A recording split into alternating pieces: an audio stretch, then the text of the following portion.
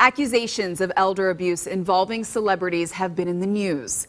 The late Stan Lee's former business partner was arrested and accused of embezzlement and false imprisonment just last week.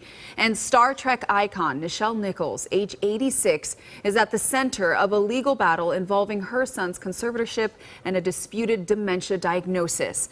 Well, Kerri Kasem is here. She's the daughter of legendary DJ and radio personality Casey Kasem.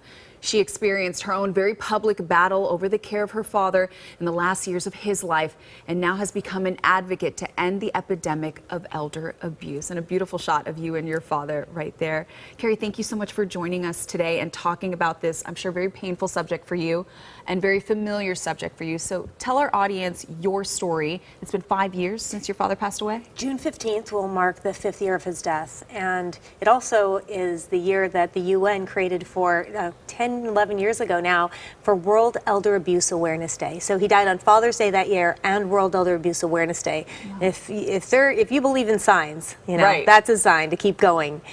So my father was taken from us, be 6 years now in June, and basically told you're never going to see him again. And this is a man we saw every week, talked to every day on the phone.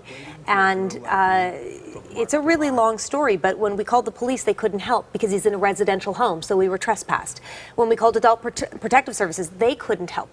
We went to court and soon realized that when you turn 18 in this country, you have no right to see your elderly parents or parents at all. And you fixed that by lobbying for the visitation bill. Tell me about that. We have the Kasem Cares visitation bill now in 12 states. 9 others have adopted a similar version.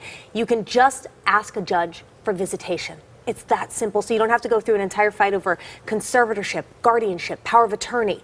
And if your mom or dad, if they don't want to see you, there's no forced visitation. It's a very simple bill that keeps families together. And named after your father because of your situation. Kasem Cares, yes.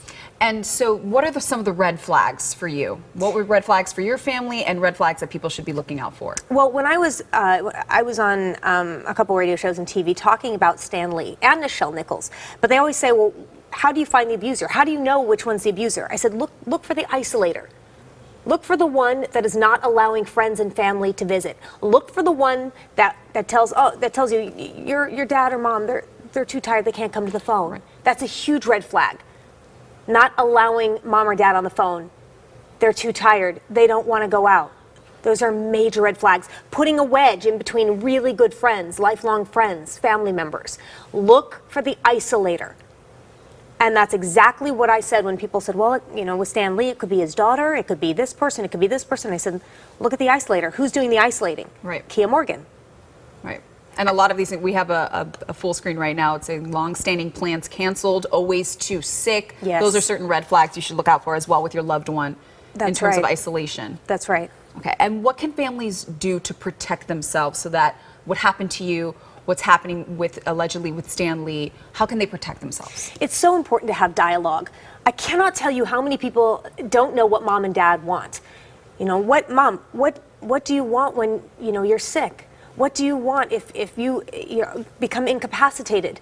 Do you want to be, you know, resuscitated? And that's a tough conversation to have. We should certainly point out this isn't a celebrity thing. This is, everybody goes through this, and it's a tough conversation to have, I'm sure. It is a very tough conversation to have, but you need to have it. Otherwise, the court's going to decide for you where your money goes, who takes care of you, how you die. I see it every single day in my line of work. So you need to have that conversation. You also need to put mom or dad on tape, especially if there's a contentious relationship with maybe a second husband, a second wife, another sibling. Get mom or dad saying, hey, if I become incapacitated and somebody in my care keeps me away from my friends and family members, they should be removed from my care immediately. Hold a newspaper so you can see the date. Right. And it seems so bizarre of an idea, but it's something that really needs to be done, and we're seeing it in case after case. And I do want to mention, Kerri, you won an award, you and your family? Yeah, well, actually, Kasem Cares. So it was my whole group. I can't do this alone. I have the best group. Kathy Braun, Troy Martin, we got the Campbells, Glenn Campbell's children, Mickey Rooney's children. They're on board, and the rest of my board. They're amazing. So we got the Presidential Volunteer Service Award. I'm wearing it. Yes, I'm very proud of it. We have congressional recognition and assembly recognition for Kasem Cares as well.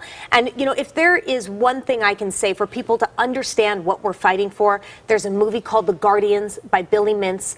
Watch it. If you in any way think that there might be elder abuse in your family and something can go wrong, please watch this movie, please. Your father would be so proud of you, Kerri. Thank you so much for stopping by.